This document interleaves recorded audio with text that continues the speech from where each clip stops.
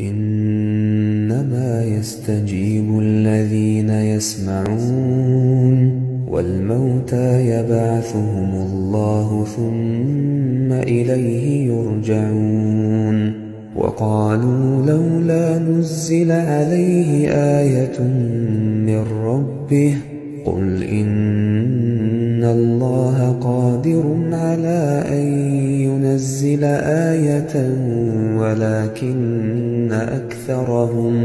ولكن أكثرهم لا يعلمون وما من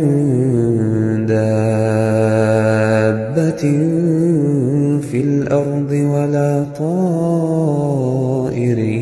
يطير بجناحيه إلا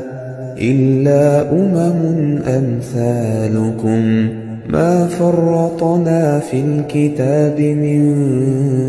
شيء ثم إلى ربهم يحشرون